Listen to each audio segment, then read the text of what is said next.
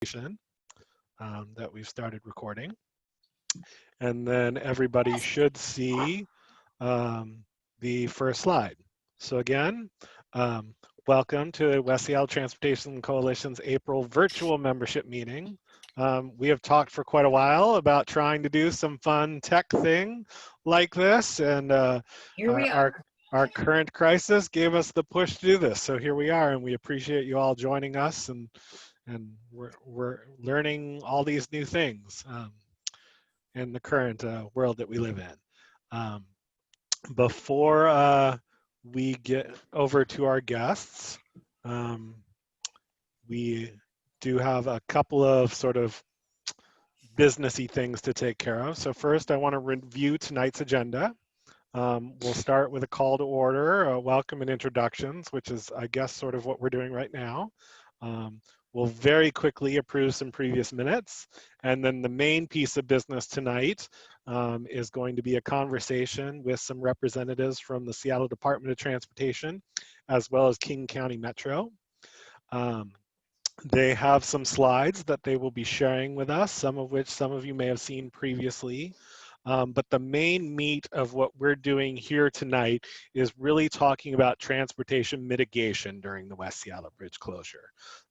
So after we move through some of the brief background, we're not looking to talk about sort of the same questions that people brought up in last night's town hall or that are bringing up in the press. There are lots of other places to do that, and I'm sure the SDOT folks will share with us again the email and phone number that you can reach out to with comments. What we're really talking about tonight is going to be focusing on, hey, if there were 100,000 cars on the bridge when it was open, and now the bridge is no longer open, how the heck are we going to move all those people, and what are we thinking about doing? Because it's going to really require a radical shift in the way all of us have been living. There's also on the screen there, that's a really long link. Maybe you guys need to get Seattle IT to give you a short little alias, but that's the long address that goes to the current page with all the West Seattle project stuff on it. Let me move ahead here, and there'll be some new business and stuff at the end. Very briefly, if folks are joining us who've never been with us before, the West Seattle Transportation Coalition is a peninsula-wide organization working to address transportation and commuting challenges for the nearly 100,000 people currently living and working on the West Seattle Peninsula. And we accomplish this through, various sort of strategies: securing the support of the residents of the peninsula, engaging with our elected officials at all levels to advance all transportation modes. We partner with various agencies like we are tonight with guests from SDOT and Metro, as well as we've worked in the past with WashDOT, with Washington State Ferries, the Port of Seattle. We have a number of folks who we often have come in to chat with us, educate us about the projects they're working on, things like that. And finally, we try to do continuous engagement with businesses, community groups, special interest groups, all sorts of folks who are here in our community to find out what your concerns are, what it is we should be keeping an eye on. Because we have the ear of elected officials and agency staff, what are things we should be asking them or finding out? And then really quickly, for those who are like, well, what are your main things? So this has been our legislative priorities, believe it or not, really since the start of 2020, and most of these actually were here in 2019, but you can imagine that some of this is even more heightened in our current situation. But our top priorities are looking at that West Seattle Bridge Transportation Corridor, which is really that entire area, up and down, surface and above, side to side, connecting us with downtown and places beyond. Sound Transit 3's plans for light rail to West Seattle. The Fauntleroy Way Boulevard project, which as many people know is currently on a holding pattern. Delridge Way multimodal projects and Rapid Ride H. Highland Parkway traffic control, which I'm sure we will hear a lot about this evening. And then finally, generally working to improve transportation infrastructure so that it goes hand in hand with the rapid growth that we're having in the city. And then I forgot to say, my name's Michael Taylor Judd. I'm the chair of the West Seattle Transportation Coalition, and I'm down in the Delridge neighborhood. I'm going to hand things over very quickly to our board member, Kate Wells, to talk about Zoom and chat and Q&A.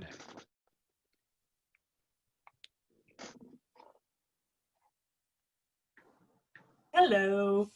So does everybody hear me all right? Not really. No. I can. You can't? Okay. Yeah. So I'm not an expert in Zoom or anything, but I'm going to just teach you a little bit about some of the controls that we have. And just to keep the meeting orderly and keep things on track, we're going to keep most people muted for the meeting. If you have something to say, there is an icon that lets you raise your hand. And you should find that there, on my screen, there's a Manage Participants button. I think it might be a Participants button. It'll bring up a box that shows the different people who are in the meeting. And you can raise your hand and we will let you speak in order as best we can. And also, you may have to lower your hand after you have spoken. I don't know that it automatically lowers it after your turn is done. Also, the participant list is handy because you can change your screen name. Near your name, you can actually find a button that says more, and it gives you some options, but one of those is to rename yourself if you want your screen name to look different. There are also some icons like thumbs up and thumbs down. I believe, let's see, are those enabled? Yes, so you can use those if you wish, just to get your opinion across without speaking.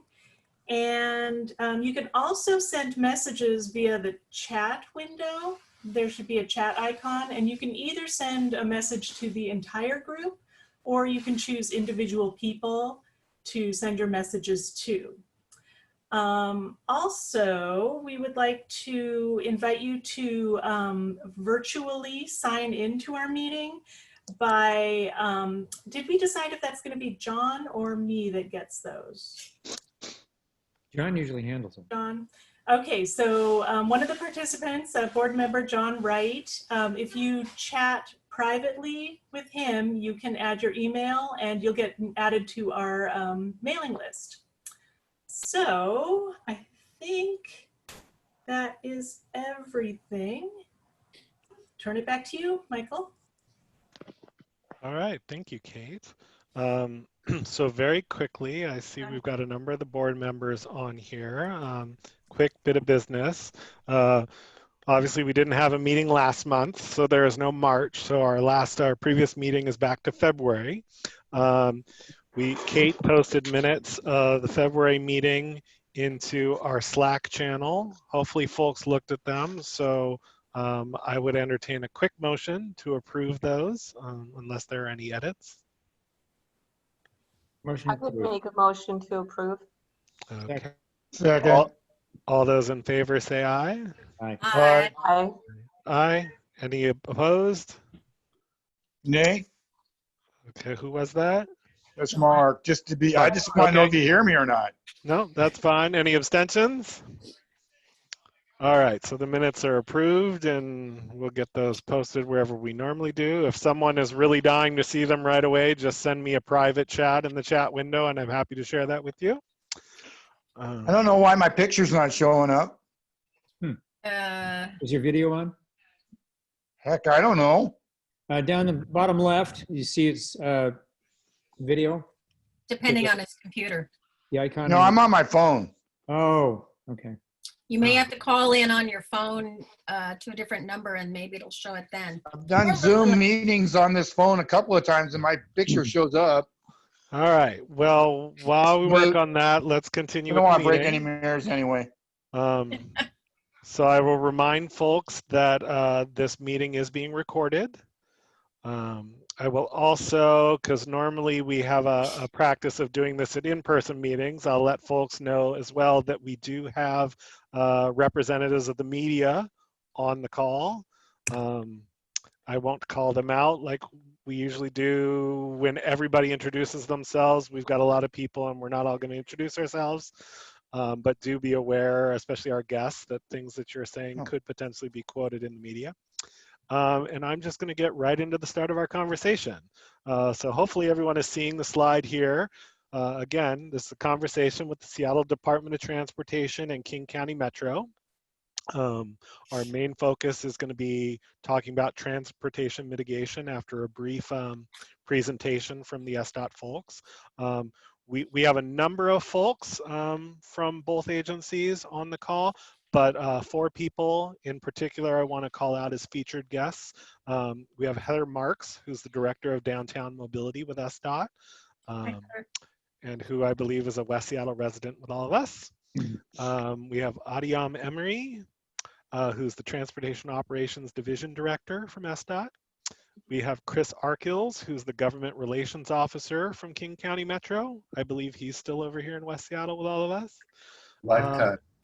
And Bill Bryant, who's the Managing Director of Service Development for King County. And so let's see, Madison, do you want to, can you grab or do I need to share with you to start showing? I'm able to share my screen. I'm going to do so in 1 minute and then, or in 1 second. And Heather, once you see the PowerPoint, you can go ahead and take it from there. So, Michael, it looks like you'll need to stop sharing your screen. I just did that. Okay, let me try again.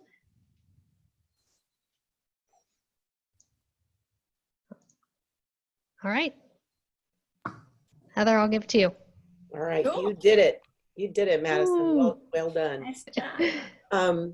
So I just want to note before I start the presentation that I do live in West Seattle, and even though I work for the Department of Transportation, this came as a surprise to me as well. And I know that we're all, I don't want to make this too squishy, but like we all have some feelings about this. This really is going to change things.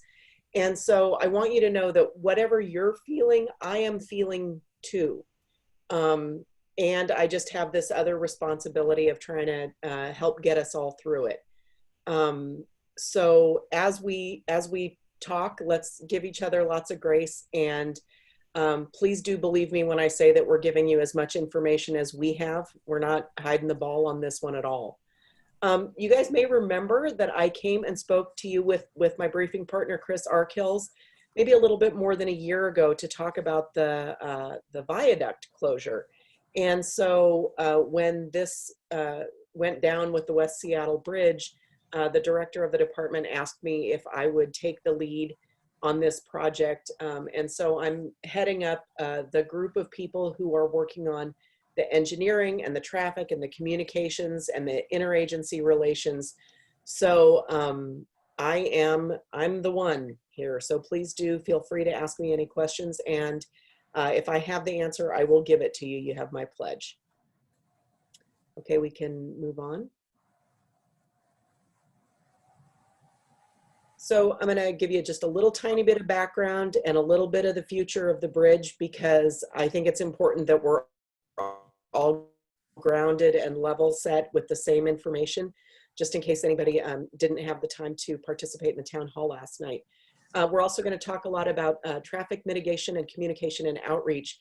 And because I did receive your letter, we have some slides that go through some of the points that you raised in your letter, and we can talk through those as well. Does that sound like an acceptable approach?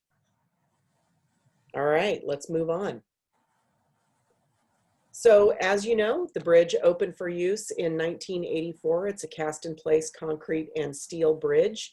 It has the highest daily traffic volumes of any roadway in the SDOT system, with more than 80,000 vehicles a day and nearly 20,000 transit riders.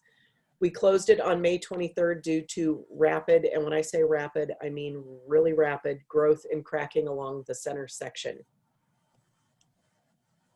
Recent inspections after we removed traffic have found that the cracks are still growing. but at a much slower rate, which confirms for us anyway that immediate removal of live load, which means the traffic that travels on the bridge, was essential. We have a lot better understanding of the stabilization and shoring timeline, but there's still a great deal of uncertainty about the ultimate future of the bridge. As ever, safety is our top priority. We inspect the bridge daily, and every day we get a call that the bridge is safe for crews to work on. We're installing intelligent monitoring equipment. We do that, we're working on that every single day so that we can have the knowledge and alerts in real time that will let us know about any changes in the bridge. It's an interesting thing, it's called a shape array. So it's going to give us a picture of the bridge. And if there are any minute changes, we have special alerts that'll alert our chief bridge engineer if anything untoward happens. We're modeling the potential cracking scenarios and planning for contingencies. These plans are necessary for us to respond rapidly to preserve public safety, and that includes a safety management plan that we have developed with Seattle Police Department, the Seattle Fire Department, the Coast Guard, and others in case the worst happens. Because the worst could happen, please do sign yourself up for Alert Seattle. If you go to alert.seattle.gov, you can sign yourself up, and this will give you alerts not just about West Seattle Bridge, but also other emergency type things that could happen in the region, such as, say, an earthquake. It's valuable. So I think you all know that the future of the bridge remains uncertain. We do not know if repair of the bridge is going to be feasible. If it is feasible, we're probably only going to get about 10 years. We do not anticipate traffic returning to the bridge in 2020 or 2021, which is why I so appreciate, Michael, you saying that this is going to mean big changes for us. We simply can't go on the way we had been. We're committed to clear and transparent communication throughout. I am happy to brief today, and I will come back as many times as you like with new information as we have it. So we've divided this up into phases because it's easier to take it in chunks. First, we need to slow or halt the bridge deterioration. So I mentioned that we've seen new cracking, and the cracking has slowed, but it hasn't stopped. And we need to stabilize the bridge so that we can slow or stop the cracking and preserve the integrity of the bridge, keep it standing, so that we can do the next steps, which include shoring and possibly repair. So shoring is, you can think of shoring if there's a big windstorm and your fence falls down and you prop it up with a 2x4, that's what shoring is. It's not fixed, it's not competent, but at least it's standing. So that is our next step. We need to arrest the crack growth, and then we need to go in and shore up the structure. We're working on that design right now, and as soon as we get far enough along, we will order the materials that we need, which are not 2x4s from Home Depot, as I'm sure you can guess. Many of those things are going to have to be specially fabricated and take a long time. So as we're designing the shoring, we're going to be ordering the materials so that when we're done with design, we'll have the materials available and can start construction in late 2020. That'll be done likely in early 21. Next, please. So here are the things we don't know. Can we stabilize it before further deterioration makes repair infeasible? Will repair require permits, particularly from the Coast Guard and the Army Corps of Engineers, if repair is going to take us into that navigation channel? Will the repair require special materials? Is it feasible, either technically or financially?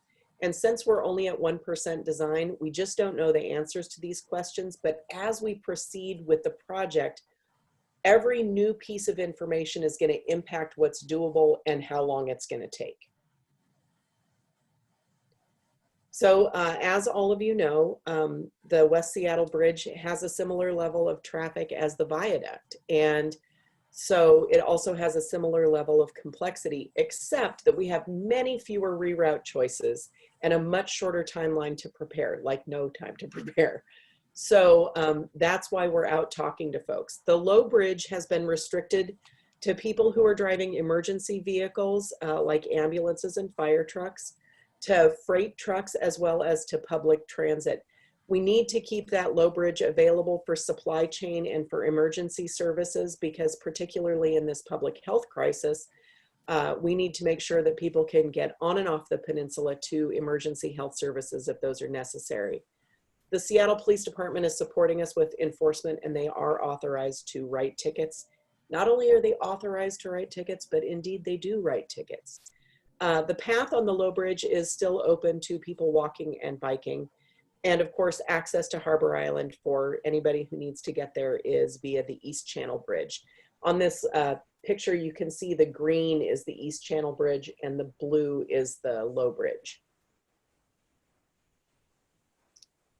You all have probably seen this map and know some of the work that we are doing. We've installed a traffic signal, including a ped head at Highland Park and Holden. We've improved the detour route signage to First Avenue Bridge in order to mitigate some of the cut-through traffic. We're also, we've connected the signals at the five-way intersection to the central city system, so we can adjust the signal timing in real time in case that becomes necessary. And this weekend, weather permitting, we are going to be repaving that intersection because it's in pretty bad shape. In addition, we're going to stripe, smooth, and put additional signs, particularly speed zone signs, on the alternative routes in an effort to control how folks are using those. We're working on additional measures, and we do appreciate the letter that you sent us, which gave us some ideas that some of which we've been able to act upon already. So we're working with our friends at King County Metro, with Chris and Bill, and we talk all the time, working closely to keep those buses moving in and out of West Seattle as quickly as possible. As you all know, and Chris and Bill may want to speak to this later, but Metro has recently and temporarily reduced service in response to COVID, but they're likely to add service back when the restrictions are lifted. West Seattle buses are subject to the bridge openings on the lower level bridge. So even if you're riding transit, there's still going to be the possibility of delay. And there are a huge number of buses on that bridge every single day, 700 each day right now. And normally it's up to about, it'll be up to about 900, whatever normal turns into. SDOT and Metro are also sharing data and traffic monitoring that's going to help us figure out what we need to do to keep those buses reliable.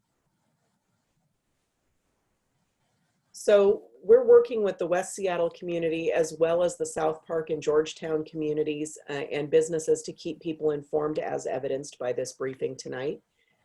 You can sign up for email updates on our website. And we're posting new content, maps, and graphics on our blog almost every day. We're working closely with media to share news and answer questions.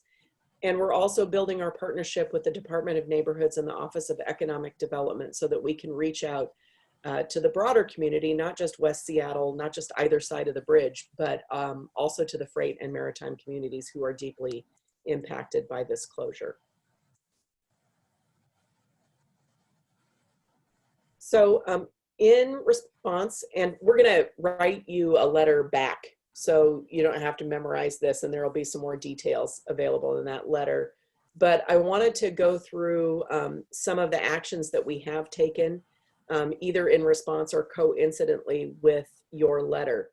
So as I mentioned, we're signing those detours to manage the Soto and Spokane Street corridor diversions. And we're also working with WSDOT to manage I-5, SR-99, and SR-509 diversions, and to use other statewide notification modes. We missed a newsletter that they just sent out, but that was more about communication inside the agencies than the fact that we're not talking to WSDOT, because we certainly are. We've installed signs to highlight the high bridge closure and reroute requirements at the key peninsula centers. we're trying to strike a balance here between making sure everybody knows, but not giving the impression that our business districts are closed and off limits. So that's a balance that we're trying to strike. We've installed a signal, as I've mentioned. We've improved signal timing and operations on all the anticipated detour routes, and we'll continue to do so. We've also initiated SPD traffic patrols over the Low Bridge and have authorized violation fines. In addition, we're talking with the Seattle Police Department about some enhanced enforcement, particularly at the south end of the peninsula, where most of the detours are going. We want to make sure folks are held accountable for following the rules in terms of speed and appropriate use. So we've coordinated a short-term detour for commuters from Vashon. We're sending them south instead of north. We're prominently sharing information through our website, blog, and email. Again, you can sign up for alerts. And we're also sharing information with the West Seattle blog, the West Side Weekly, and many other news outlets. This morning, I did Voice of Vashon. That was fun. I've never done a live radio broadcast. That was pretty cool. All right, next one. So some things that we're working on, and keep in mind that we are in this pandemic scenario, and so many of our people who can work from home are working from home, which makes collaboration just a little bit more difficult. And we also have folks who are not available to work, and so we're all working a little bit with a hand tied behind our back, you know, totally muddling through it, but things are maybe taking a little tiny bit longer than we would hope and that they normally would. So we're creating individual street plans and detour signage to reduce cut-through traffic impacts on West Seattle neighborhoods. This is a tough one, you guys. We can do the signage, we can educate people, but ultimately this is neighbors helping neighbors. Ultimately, this is neighbors choosing to sit in a little bit of congestion in order to avoid those neighborhood streets. And so whatever gentle and loving pressure you can bring to bear to your colleagues would be, of course, helpful. We're working with King County Metro on service to increase the water taxi and the associated shuttles. A lot of these things have been reefed back because of the pandemic, but we are working with Chris and Bill and their colleagues to make sure that as things slowly open up again, we have all of those choices available in a really robust way. So the Southwest Delridge Way and 21st Avenue Southwest to allow left and right turns onto Delridge. We don't want to encourage additional traffic to 21st Avenue Southwest because of the intersection geometry. It's a really tight turn and there's no traffic signal. So that's not as promising. We also really do want to try to keep people on the major thoroughfares. That's what the major thoroughfares are for. And you know what's really funny? As a West Seattle resident, and I've lived here 25 years, I've never driven Highland Parkway. I always take Roxbury. So I know, isn't that interesting? I see some big, giant, gaping mouths, but it's absolutely true. I know where it is. I know it's an option to me, but my car just automatically goes. What's that? You don't know how to get there. Oh no, I know how to get there. I live close to where Chris used to live. I live down here near Westwood Village. No, I totally know how to get there. It's just the excuse I hear. I don't know how to get there. A right, a left. And you guys would like us to allow King County van pool registered vehicles as well as medical staff vehicles on the Low Bridge. We really need to control the Low Bridge for freight, transit, and emergency response vehicles. To be perfectly honest with you, it's carrying almost as much traffic right now as it does during normal circumstances. And so as tempting as it is for us to make exceptions for lots of different classes. What about motorcycles? No. No. Just not unless you are a metro motorcycle transit thing, or have, you know, red and blue lights on your motorcycle. We're really restricting it, and we have to, because in this pandemic situation, we need to make sure that those emergency response vehicles can get in and out of the peninsula. Have you had any conversations with hospitals or medical centers about key people who've got to get there in 20 or 30 minutes Oh, and take 10 extra miles to get there? yeah, it's not quite 10 extra miles, but yes, we have had those conversations. As we start to make decisions about which kinds of people are more important than other kinds of people, we get into a situation that we really don't want to be in. And we really don't want a situation where people have to carry papers to get where they need to go. So we're restricting it for those people who are medical professionals who are driving emergency response vehicles. That's where we are right now. We're watching volumes. I can only imagine that as things start to open back up and people start going back to work, the volumes on the low bridge are only going to increase. And so we have to keep it small for right now.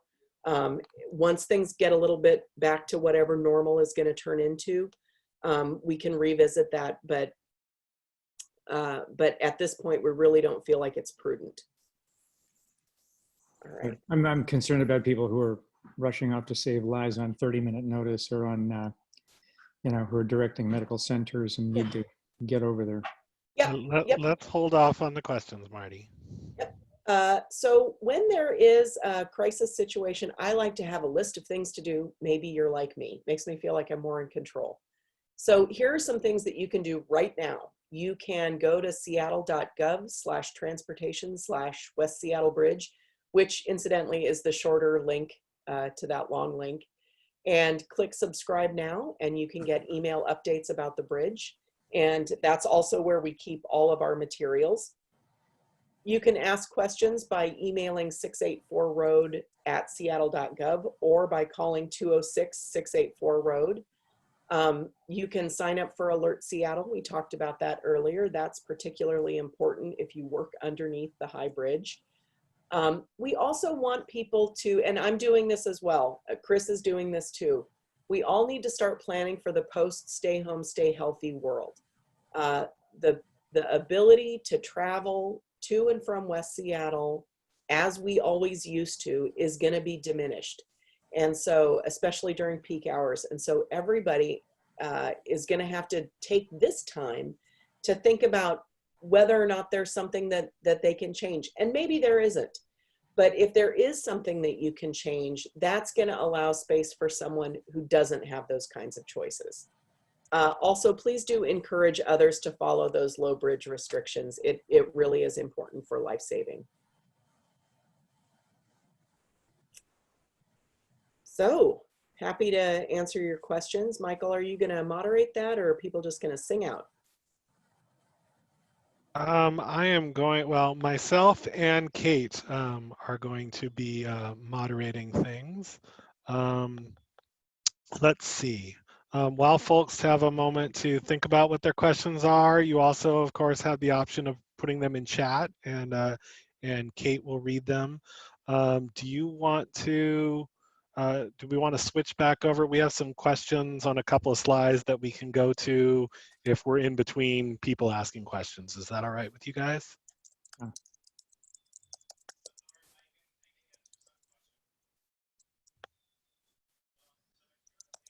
All right.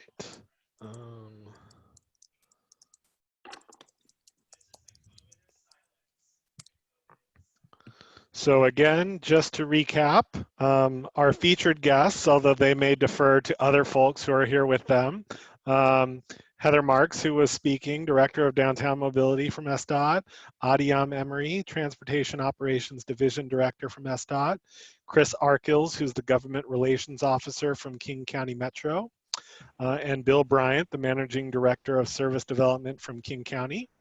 Want to remind folks again that we are currently recording this, so do keep that in mind if you have video on or you're going to verbally ask questions.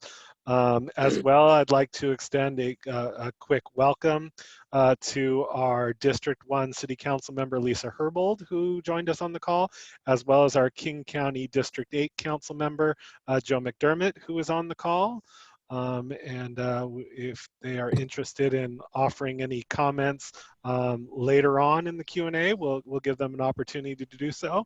But I want to get right now into the questions. And again, you can type your questions or raise your hand, and Kate will or I'll unmute you. And if we need to if we have any pausing, here are a few of the questions that have been submitted prior to this. I apologize. There are probably some that may be in here that you covered already, Heather, in your slides. But here's a few there as well that we can go to. So I'll let Kate keep an eye on things and introduce people to ask questions. Okay then, looks like,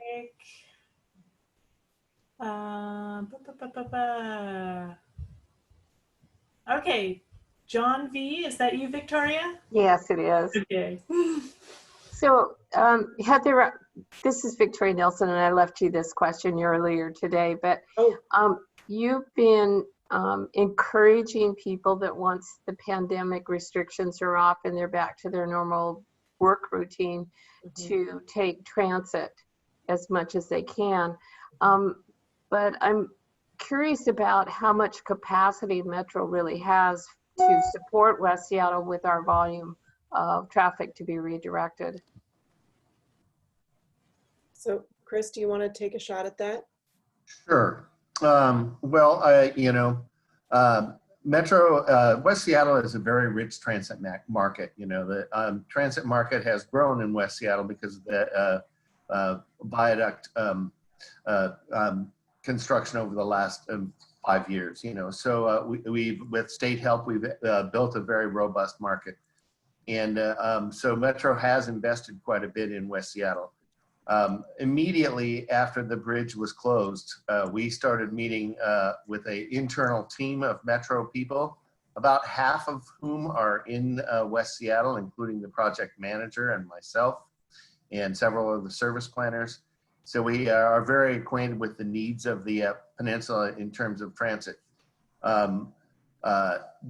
The one silver lining about this COVID thing and the bridge thing happening at the same time is it's giving us a chance to plan for the long term and to ramp up service both on the water taxi and our bus system. And so we are already having those discussions about how to manage through the various phases. Right now during COVID and the stay-at-home order, the period when people start coming back to work, but still may be telecommuting, still may be doing other things. And then the period between whenever that is and things are returned to somewhat normal, and we need to manage that traffic. We do have the same limitations of budgets and workforce that we always have, but we are taking this seriously and gearing up for the future. I also just want to add that SDOT is talking, of course, with Metro, but with all of our transportation partners in the region. And we are, brainstorming different kinds of ideas. And some of them are a little bit crazy. Don't ask me, because I'm not going to tell you. But all of our partners have been really open to sort of running some of those things to the ground, because we know what a big deal this is. And we know that the system that we have without the West Seattle High Bridge simply can't carry the amount of traffic that we had in a pre-COVID scenario.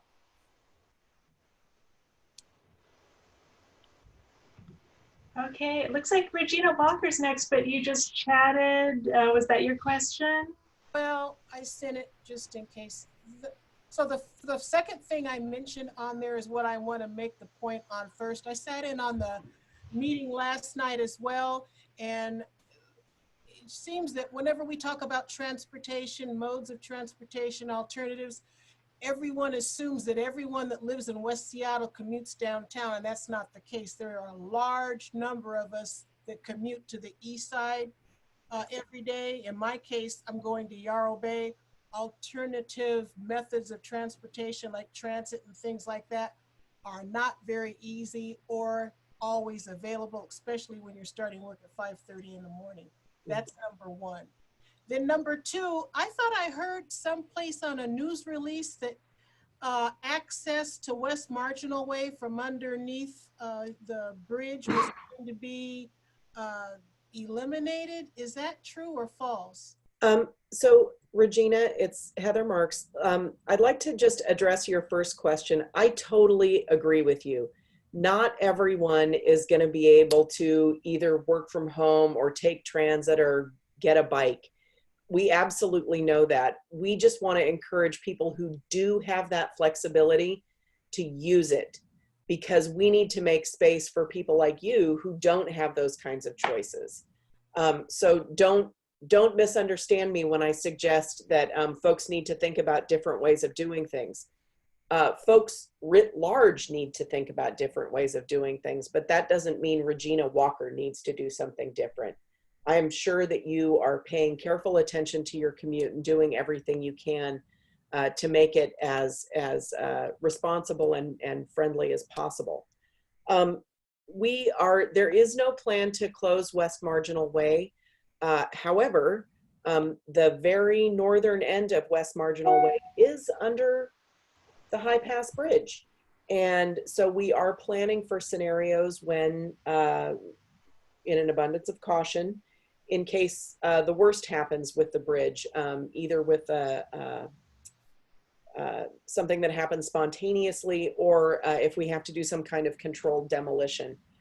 So we're making those plans. We don't have any reason to believe that that's going to happen, but it would be irresponsible of us to not outline what needs to happen, especially for folks who live and work in that zone. Okay, So that's maybe where you saw that. thank you. You're welcome. Okay, Larry, you're up next. Yeah, I wanted to ask, what's the system that you've got in place right now for data collection, roadways, intersections along the roadways that are being used on the detours, and then other roadways that maybe people are cheating on? And then kind of what's the long-term plan as things open up? Larry, I'm so sorry. I can't hear you. Can you maybe lean closer to your microphone? Sure. Can you hear me better now? Yeah. Okay. My question is, what do you have in place right now as far as data collection within the roadways, intersections, whatever, along the present detour routes, and then some of the roads people are cheating on? And then what's your plans kind of in the future to monitor and collect the data so you can know what's going on and forecast what will be going on? Sure. I'm going to turn it over to Adiam Emery, who is in charge of the group that does the installation of data stations and also all of our data capture. She can answer that question more thoroughly than I can. Absolutely. So thank you for your questions. We have installed about a handful, 10 sites where it's critical to count all the data stations so we can understand the new trend of traffic that's going on, what the increase is. We also use the data in managing the traffic impacts or the mitigation of the traffic signals. So we have about approximately 10 sites where we've installed data points or data stations to continuously collect data and report out. And we can share that list if we want to. Yeah, I'm happy to share that list with you folks.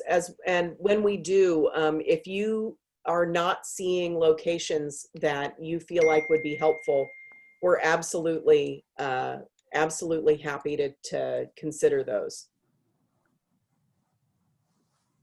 Okay, thank you. Okay. Oh, didn't get you.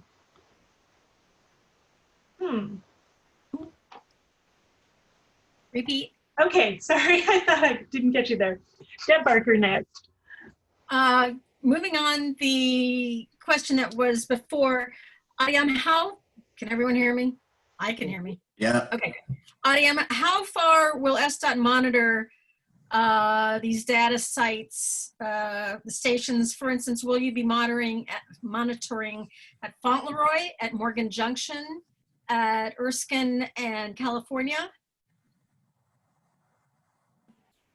So I will share the list. I don't have it memorized in hand. There are 10 locations where we've developed a detour route and where we feel like it's critical for us to kind of understand what the capacity or the traffic that's being generated along those routes.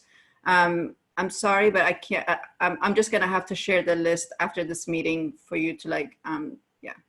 Fair enough. I guess my question is, how will you, are you willing to expand the monitoring beyond the actual sites showing on the detour maps? Absolutely. Yeah. Because I've already seen cut through or changes in traffic just from the date the bridge changed here in Morgan Junction. So Sure. Absolutely. The data collection continues through the closure, and we'll continue to expand it and understand exactly the trend, the impact, where they're going, and use the data to be proactively continue to adjust the mitigation plan.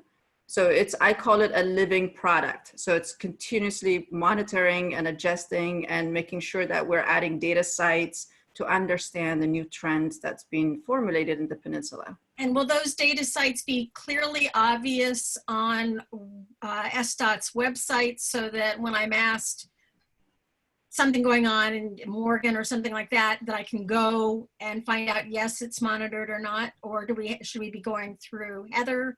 What's the best way to do with that? We can post a list of where we're collecting data. I don't think it's on the site right now, but that's totally reasonable. I think so. And if you're not seeing what you'd like to see, we can consider adding more. I do want to note that installing data stations is not free. And it's, you know, we're all living in a time of really constrained budgets. So we will, as we get those ideas in, we'll definitely prioritize them. We want to focus on the locations that are going to help us make good decisions for reliable travel. Does that make sense? It does, but maybe we can have like a fund a data station thing, because you can't be saying we live in a period of tight funding. This is a big deal to people, and they want to know. Yeah, no, it is a big deal. You know, maybe you had an opportunity to hear our budget director, Ben Noble, talk about the impact Deb, this is important actually. Yeah. The impact that the coronavirus has had on the local economy, and that's the money that funds the government. And so we're all doing everything we can. And believe me when I tell you that for SDOT, the West Seattle Bridge and everything that goes with it is the most important thing, but it is not the only thing. And Can I ask one more question about that? You bet. And I know it's not the only thing. This is one of the things that has me super concerned, is that the rest of Seattle doesn't get the fact that there's a big problem out here in West Seattle. Yeah. And they're not quite sure which bridge we're talking about. Is it Magnolia Bridge? No. Oh, it's that bigger one. So what's the best way that SDOT can do to keep the focus on this bridge for the duration of this thing? So that's a good question. And I haven't counted, but we've had a number of, we've had really good coverage, not just in the Seattle Times, but also in the local news, TV, as well as radio. So I think we're getting the message out as well as we can. And believe me, you can always interest Mike Lindblom in a story of this. Yeah, because he lives in West Seattle. Yes, he does. That is so down the street. True. And he's on the call. Yeah. Oh, how fun. Hey, Mike, how's it? Hey, I'm made aware that Tracy Record has a question here in the chat. I'm sorry, trying to keep track of a number of things as well as focus on you. I'll mute myself. Thanks. No, absolutely. So Tracy, we are working on a traffic mitigation plan, and we're polishing it up. We'll have the results of our traffic analysis, I think, next week to release. One of the things that is a struggle for all of us, not just SDOT, but for every single one of us, is we don't know what the post-stay-at-home world is going to look like. What we do know is that there is no way to accommodate the same kinds of travel patterns and volumes that we had pre-COVID in a post-West Seattle High Bridge world. There's simply not the capacity, the geometric space available. And so those folks who can make choices really do need to make them. And we'll get, as soon as we have something, Tracy, we'll definitely get that to you and Mike and the whole press corps. Right. I've got a couple of other questions in chat. Okay.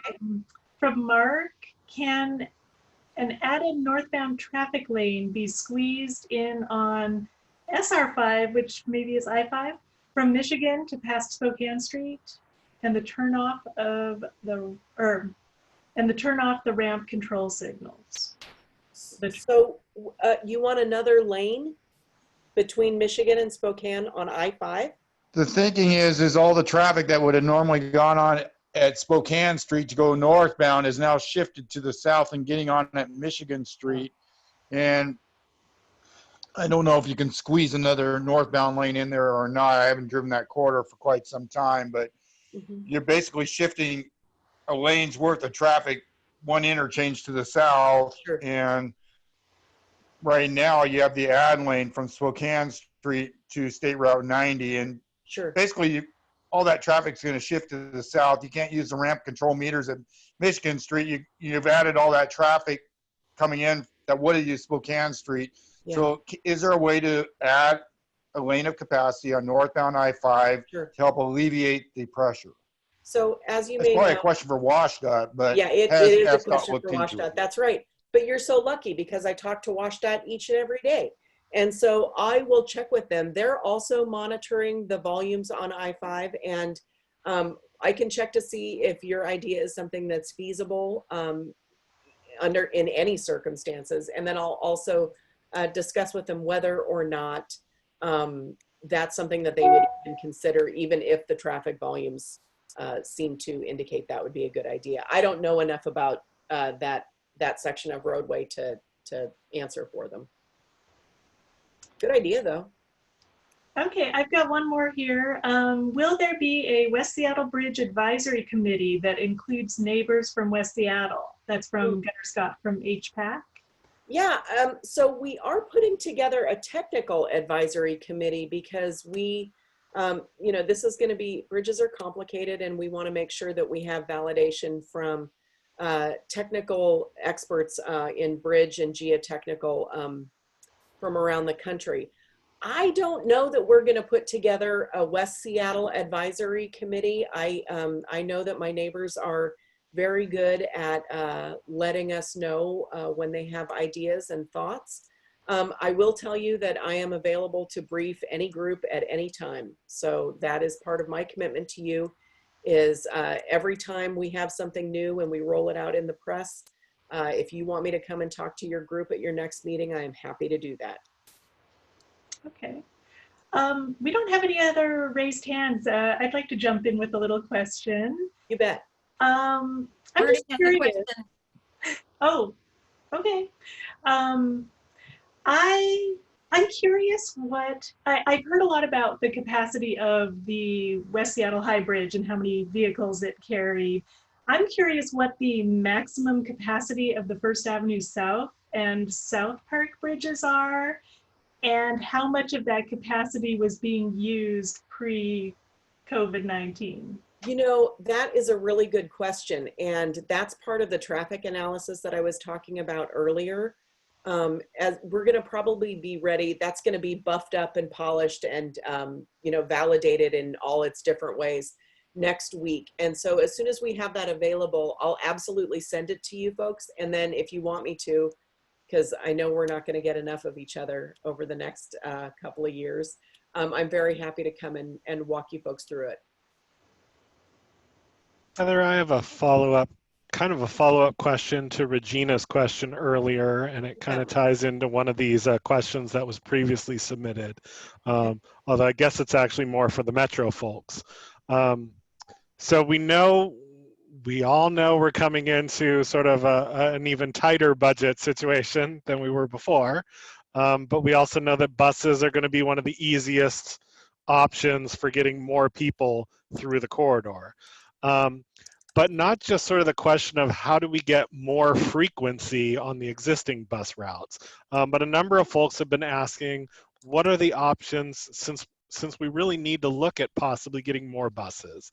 What are the options for looking at, a handful of new routes that maybe wouldn't necessarily make sense pre this bridge closure, but make a little more sense now? For example, Regina was talking about people who need to get to the east side. Does it make sense to set up some route, Metro or maybe Sound Transit, that would go from West Seattle to one of the park and rides on the east side directly, where people could then switch to buses over there, rather than the increased traffic trying to get from Michigan and down into downtown? Similarly, another common one that's come up even before all of this is the possibilities of running a new bus route through the tunnel. So again, is there some spot that Metro data might say, wow, a lot of people are heading into Ballard or some other place in North Seattle where it might make sense now to run a bus route from the West Seattle Junction that gets onto the tunnel and heads straight up to North Seattle, rather than continuing to try and funnel everybody into downtown?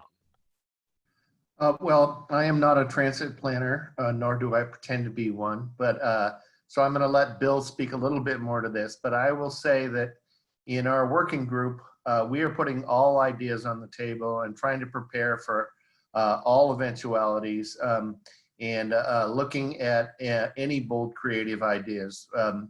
But we will be operating under a constrained budget situation. So we do have excellent links to the rest of the system once you can get to downtown or get to light rail. So Bill, do you want to add to that? Yeah, I'm glad to add to that. It's good to see you. I know many of you, although I'm calling in from the wilds of Ballard, where people like to think that they're dependent upon a bridge, but I, for one, recognize that West Seattle is truly much more dependent on a bridge. But that's a really good set of questions, and I'll start with the kind of, I'm looking at the way it was pre-submitted, asking for newer routes or shuttle routes, and then we heard specific suggestions about direct routes to the east side and elsewhere. One way to look at the transit network in West Seattle is that you could see it as three different types of routes. One is the downtown oriented route. And it was a very good point made earlier that not everybody's going downtown, but most of the West Seattle transit traffic is going downtown on the C line and on the 55, 56, 57, 120, and other routes. There are two routes, the 60 and the 128, that don't go downtown. Those you would call crosstown routes. Those routes have really good potential to connect into other destinations, not necessarily the east side, but definitely the south end. And then there are the two routes that run specifically to feed the water taxi, the 773 and 775. And so as Metro looks, and as Chris Arkill's mentioned, everything's on the table in terms of creativity. As we look at what can be done when demand picks back up, the water taxi is really central to that. And so that immediately leads us into talking about the two shuttle routes, the 773 and 775. And, I can very easily see a scenario where water taxi service is significantly ramped up and that shuttle service is maybe doubled to match an increased water taxi. And doubled could mean that those two existing routes run twice as often, or it could mean that they're new shuttle routes. And so we're really closely looking at that. And then as far as, connecting to places like Kirkland, this has been a very long-standing desire. How do I effectively get from West Seattle to the east side, whether it's Bellevue, Redmond, Kirkland, without taking 2 hours? And so as we're looking at how the network can be ramped up during that time when transit is really going to have a greater advantage than it used to before the bridge closed over cars to get to the downtown or directly east from West Seattle. One of our key principles is to look at how many connections we can create without making people transfer twice. There was also a reference to using the new tunnel. And there's definitely an idea that we've already done a significant amount of work on to create a new route that would go from West Seattle Junction, essentially a lot like the C line, but it would stay on 99 and go through the tunnel directly into South Lake Union. All of these things cost money. This is at a time when, a lot of the service is funded by the city of Seattle. The huge bulk of it, about 85%, 90% is funded by Metro. Both parties are facing serious financial challenges, largely as a result of COVID. And so you combine that with the amazing unknown of how social distancing is going to ramp down and make transit really usable again.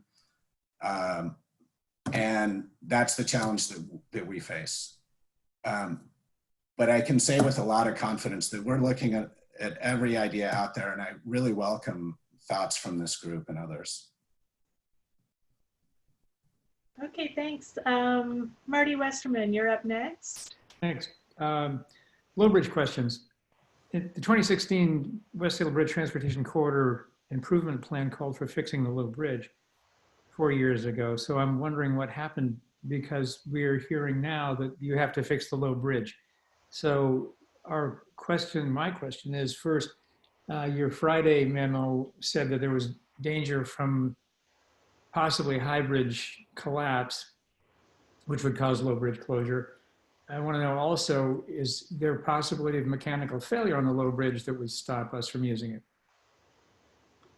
Well, Marty, I've learned working in transportation to never say never. But I will tell you that the low bridge is getting a great deal of loving care because we understand how important it is. It is structurally sound. We've just installed some new PED gates. There is a project that is going to happen this summer that's going to improve the communications from the tower down to the other side of the bridge. And we're still working. There's a long story about the cylinder, it's working right now. I don't normally work in bridge, Marty, so I haven't seen your 27-point plan, but I'll go dig that up tomorrow and we'll see what we've ticked off the list. It's numbers 6 and 8 on the 27-point plan. Okay, I'll dig it up and respond to that, okay? Yeah, thanks. You're welcome. Okay, I've got a chat question from Kalina. Is it possible to turn Alki Beach parking lots into temporary park and ride locations where buses will shuttle people across the lower bridge to a SOTO park and ride or bus hub? Many things are possible. The Parks Department doesn't love using parks properties for transportation uses, but that's something that we could certainly talk to them about. The transit service on Alki is maybe something a little bit less than robust. So I don't know if Metro wants to speak to that as an idea. Yeah, I have a quick comment on that. Park and rides are normally something that Metro and the city don't actively pursue within the city, just because it's much more cost effective to try to run routes at good frequencies within walking distance of, a huge percentage of the households. But during this situation, we are more than open to that kind of suggestion. There might be, in fact, there are some underutilized park and rides. We don't know how fast demand is going to return to places like the park and ride underneath the Spokane Bridge, for example, and what kind of opportunities might be there. But the park and ride under the Spokane Bridge was never utilized that much. It's been up and down over the years. It's had a lot of security issues. It's just an example I wanted to use of where there could be opportunities. I would also add that There's park and ride down in Berrien also is normally under capacity. And so could there be an opportunity there? Could there be some sort of reverse van pool setup where people actually take the bus to a park and ride like Olson Myers, and then there are van pools there? We're looking at all sorts of that kind of thinking. Yeah. I want to talk about funding, and this is probably for Lisa. And I'm concerned, with, the city's funding situation's obviously compromised, but I think the city's been spending a lot of money on a lot of other issues and neglected maintenance. And this is now what we're facing is a huge problem because the city has not spent the money on the maintenance over the years. They've spent it on issues that, don't take care of things. And so where is the funding and what is the expectation? So this is Lisa. On that point, I think we are waiting to hear more from SDOT on what the needs are, the funding needs associated with the bearing fix and the shoring work, as well as an assessment of whether or not they recommend a fix or a replacement. When we have an idea of those costs, you can count on me to advocate with urgency to prioritize revenue to be spent that way. As you know, I've long been a critic of spending precious transportation dollars on transportation projects that aren't true transportation infrastructure, like the Seattle streetcar, the downtown center circulator connector. We have an ally in Councilmember Peterson, who is also the chair of the Transportation Committee on that issue. It's not like we can move cash over from that project over to this one, because the majority of the funds that the city was planning on is debt financing. But it's my position, if we can afford $200 million to debt finance the streetcar, we can certainly afford at least that much to finance the needs of the West Seattle Bridge.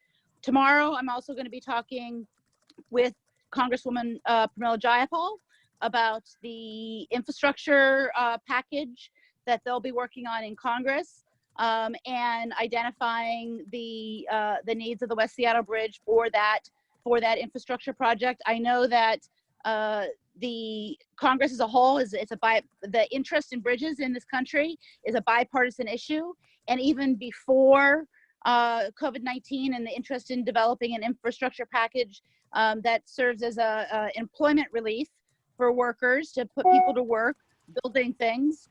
Even before that, they were working on a massive funding package for bridges. So again, I am going to be, as I have been, an advocate for funding basic maintenance and our critical West Seattle infrastructure. I think many people are aware of the efforts that I have made to try and get SDOT to focus more on things like, for instance, arterial pavement condition. I have been frustrated in my efforts because we have many segments of major arterials in West Seattle that are rated by SDOT themselves as failed segments. I think that is another really important issue that I hope the West Seattle Transportation Coalition can add to its list of priorities, because as it relates specifically to the reroutes, the detours, many of the streets that are already in really bad condition are going to get in worse condition. I was actually kind of alluding to the fact that the general fund is diverting general fund money towards improving infrastructure maintenance and those kinds of things. Because the general fund spending has exploded over the last few years, yet none of that money has really gone to maintenance and infrastructure. I think the city's basically borrowed against maintenance to pay for all your other pet projects. So I want to pause for just a moment. We are at 7:45, and we promised to let our guests go. And so I want to honor that option, so that I'm sure they've been working very long days, and remind everyone that they are on paid time, but it is work as well. So if they need to go, I want to give them that opportunity to go, or offer any last bits of information that they need to pass on. Well, Michael, I'd just like to note that I think all of us are salaried, so we're not making anything extra. Yeah, we're not making anything extra. But it is actually time for us to go. We are, of course, available to you. You know how to get in touch with us to answer questions. One last question. It's on the bus is stopping at the railroad tracks at the low-level bridge on the east side. Those tracks, I ride my bike across. I've never seen a train on those tracks, and I know that you can get exemptions from having to stop. Mark, it looks like Bill responded to that in the chat window. If you want to check out that But answer he can't there. see that because he's on his phone. Sorry, he's on the phone. Bill, do you want to share that answer really quickly then? Yeah, sure, Mark. That's correct. There are a few places where we have received waivers. I honestly don't recall whether the waiver is from the state or the city, but it's a process that we're more than willing to look at. But a lot of times when it looks like a set of tracks is out of service, it actually is used occasionally. It doesn't matter if it's used once a year. If the railroad says it's used, then we have to consider it to be used. But there are a few places where we've had signs installed that do allow us to go through without stopping. So we will take a look at that. All right, I want to pause there then and let our SDOT and Metro guests go. Thank you very much for joining us this evening. Thank you very much, all of you, and happy to come back anytime. Yeah, we're always willing. For Metro's part, we really look forward to getting our customers back once this COVID crisis is over, and we're going to do everything we can with SDOT to make transit a great way to get to and from West Seattle once again. All right, now so back to Councilmember Herbold. Was there any additional things that you wanted to share with us? Sure. I want to. Absolutely. Thank you so much.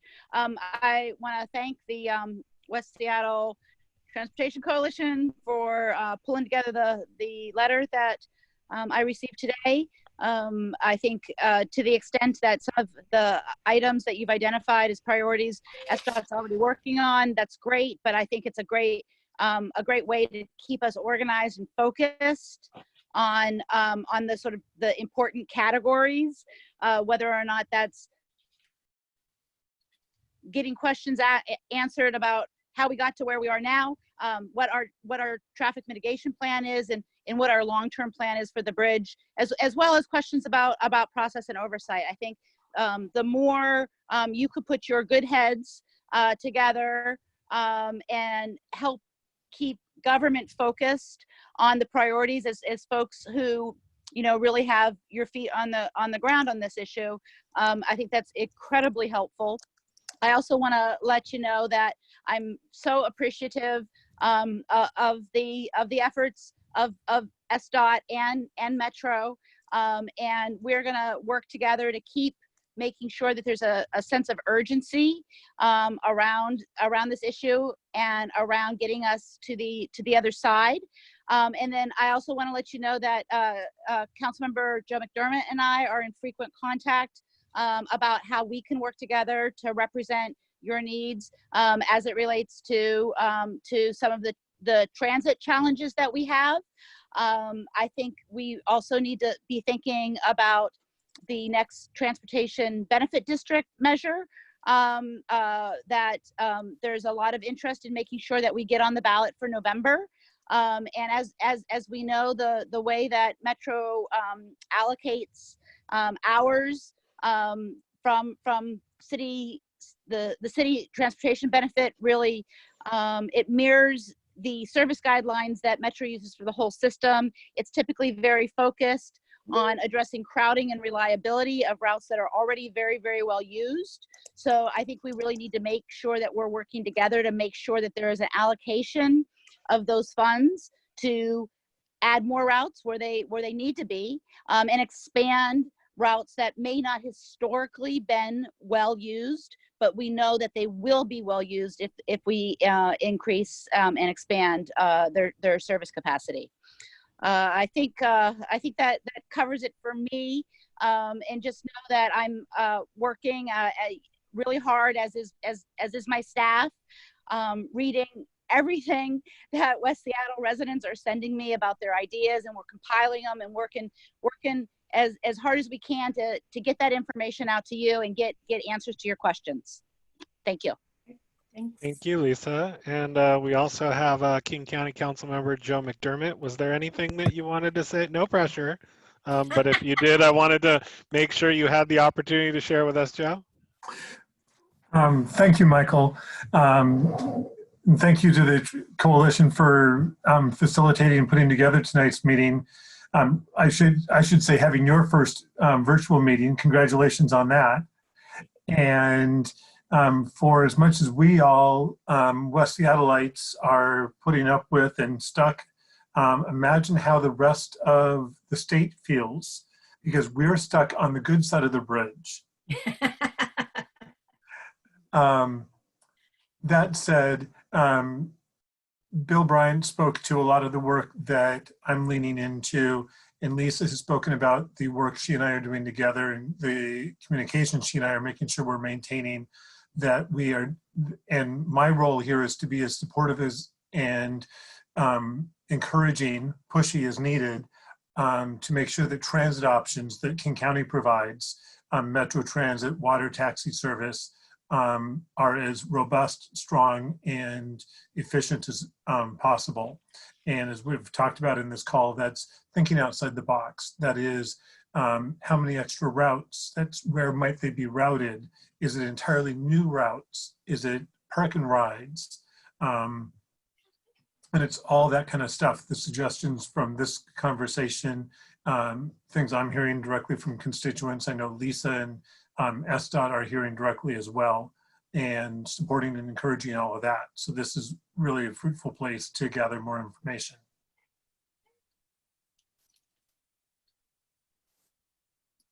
All right, thank you very much. So get this back up here. So we do have, oh, did that not go where I wanted it to go? Question, Michael? Yes. Who was on the chat? Who was Michael Harold? He is from SDOT. And he was doing wrap-up thank yous. Did he say hello to us tonight, or? I think he stayed quiet and off, which is certainly his option. Thank you. There you are. Hi, Michael. and what division are you with? I'm with SDOT on the communications and community engagement team. Okie dokie. So you work with Madison and Dan and those folks? Yeah, and coming to you live from my basement here in West Seattle. All right. Awesome. And Yeah. hopefully you're not flooded or anything. No. Cool.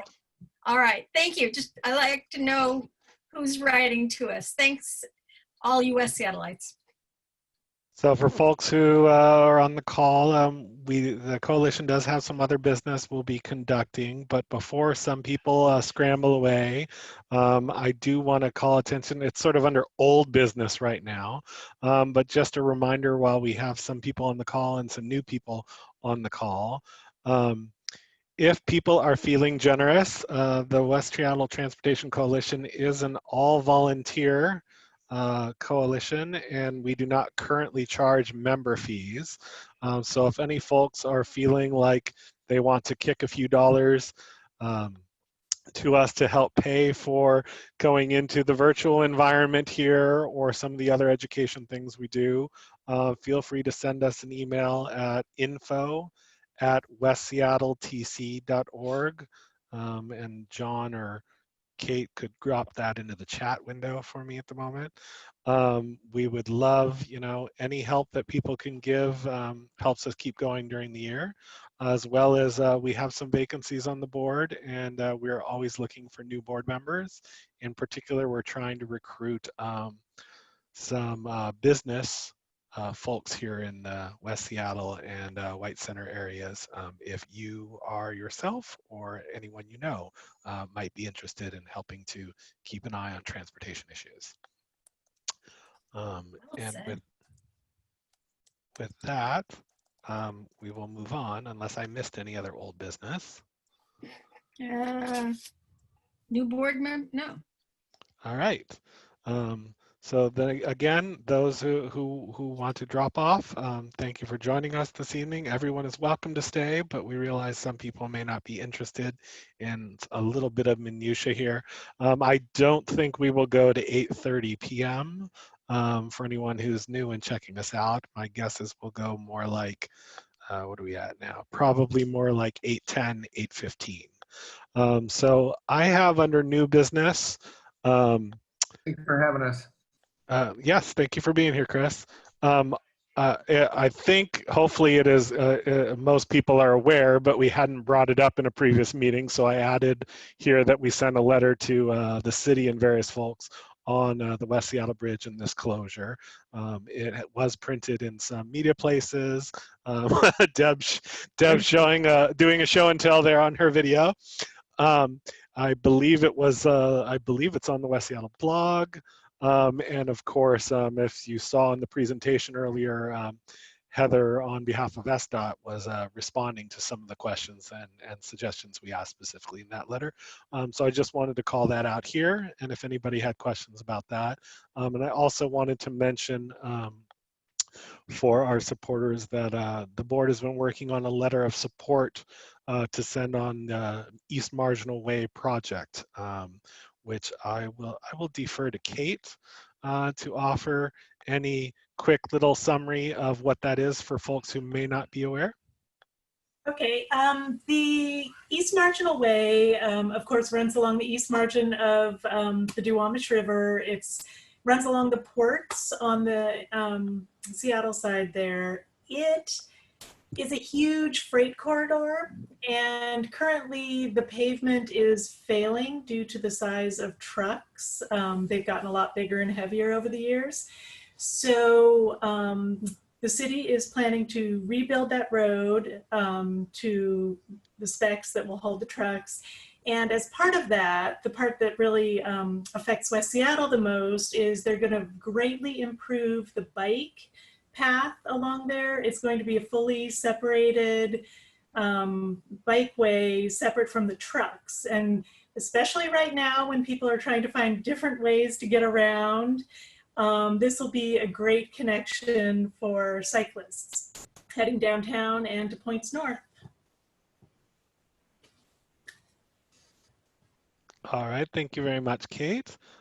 So do board members or anybody else have questions about those letters?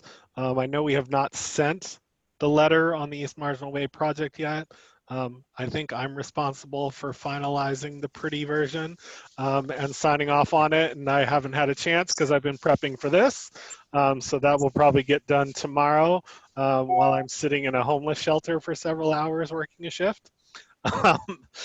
And so, yeah. Can you guys hear me? This is Gunnar. I do have a question. I'm wondering if we could look at finding out if we can advocate for getting charging stations for electric bikes. That's something, you know, we're going to see a lot more folks riding electric bikes that aren't the ones you rent. And so being able to have public charging stations like we do for electric cars would be great to see, especially for expanding some of these things. So it's just something I wanted to put on your radar for some point. I think that's a great idea, Gunnar. I think, is it installed or is it still in process? There's supposed to be a charging station for cars up in the West Seattle Junction. They've also been looking off and on down at Don Armini Park and possibly an additional area over sort of here in the Southwest. So that certainly makes sense that if we've got that infrastructure put in place for the cars, that seems like those might be obvious locations to do bikes, as well as maybe if they're looking, well, Don Armini is down by the bridge, but maybe something that's down there by West Marginal Way and the lower bridge would be an obvious place perhaps for bike charging.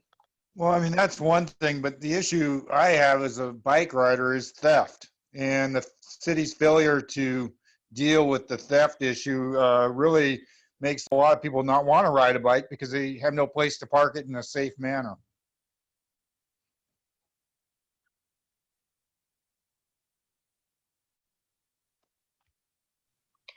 I would be happy to work with anyone on that issue and looking at that if you have an interest in it as an e-bike rider. Would be excited to work on that and talk with the West Seattle Bike Coalition as well. Hey Gunnar, I have a question about that. Is there such a thing as faster charging for e-bikes like there is for cars?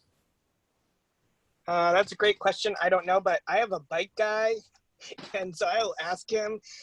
He actually services the rad bikes and the rad bikes for Domino's, and so he knows his stuff. So right now, I don't think there is because of the type of battery, but I suspect in the next couple of years, we're going to see new types of lithium batteries coming out because, you know, much like electric cars, e-bikes are really starting to take off. Okay, thanks. Thanks.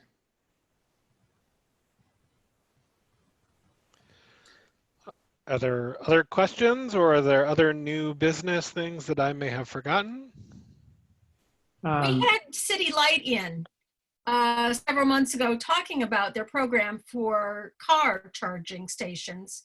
We did not ask them about bike charging stations. They should be, if they're doing one, do the other. Should we ask to have them back and discuss this? I don't see why not. Okay. Now that we're entering the virtual world and we can do all sorts of fun things with our meetings, folks don't even have to try to make their way over to us to participate in our meetings. They can ride their electric bike over up the hill. And this solves our selection of meeting place problem. For now. Yeah, our wonderful high school friend, was he notified? And I don't see him on here. Ethan, I have not seen him. Are you lurking in here anywhere?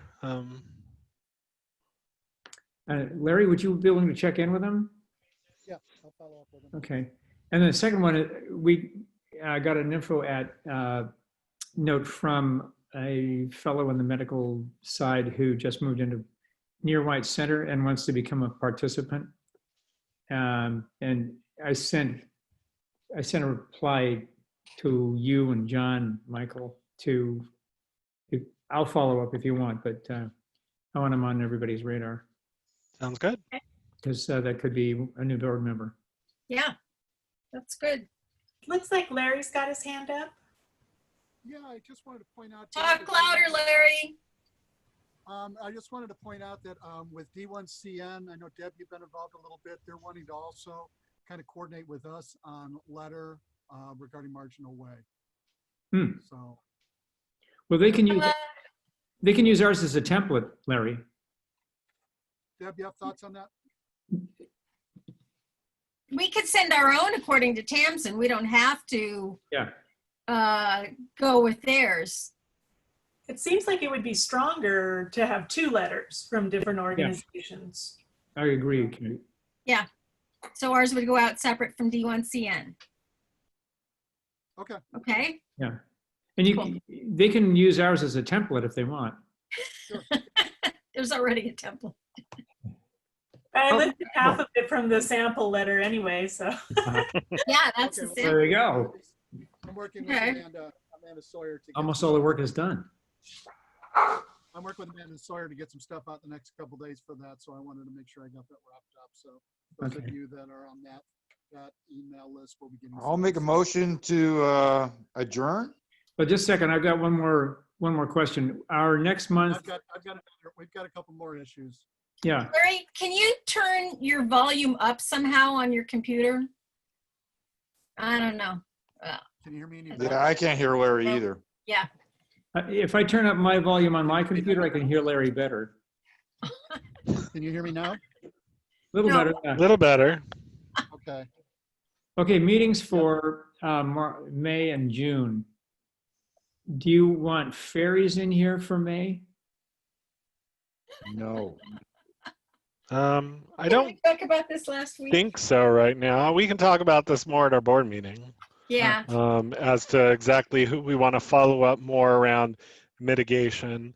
I see Joe still on the call and Melissa Bailey's on the call. I don't know if we want to have further discussion maybe about possibilities for water taxi next time, or maybe there's other things. I don't know. Well, diverting. Folks have talked about employer shuttles. I don't know if there are people we could reach out to talk about that. But it seems to me like the board should chat a little bit more about sort of like, I guess, what other mitigation options there might be. Let's hope by that time that they're going to be an outline of what the proposal is. Yeah, that would be good too. As far as guests for the meetings next month and the month after, we need to give them plenty of heads up. Mm-hmm. So We will, but we also talked about that last week at our internal meeting. Well, this is a good opportunity to bring up a question that came privately to me in the chat about does the board want to think about, and we can answer by email, but the board want to think about maybe we should go to 2 board meetings a month.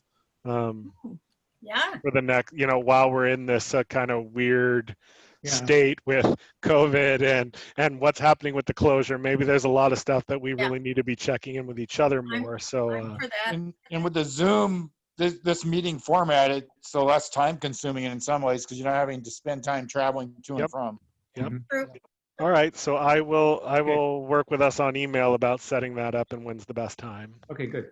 Larry, and another ask, I think, to Larry to follow up with Ethan, since I think he's the only one not here with us, right? I think so. Because Vicky's here and she chatted earlier. So yeah, I think Ethan's the only one we're missing. So just double check that he's good and what does he need from us. Well, that's great attendance for a board meeting then. Yeah, had to be virtual to do it. Joe, can I ask you a question? Do you really have a poster of Smith Tower and I don't know the other building on your wall, or are you downtown? I'm standing downtown with a floodlight in front of me. That's what I thought. Yeah, and behind you. Yeah. Amazing. And Michael's hovering over the bridge. I'm hovering over the bridge with a balloon with our logo on it. We're going to worry about Pete Spalding.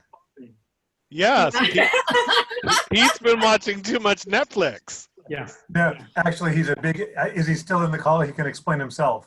Pete, tell us about that tiger in back of you. So today's the NFL draft. Joe Burrow, the LSU quarterback, was the #1 pick.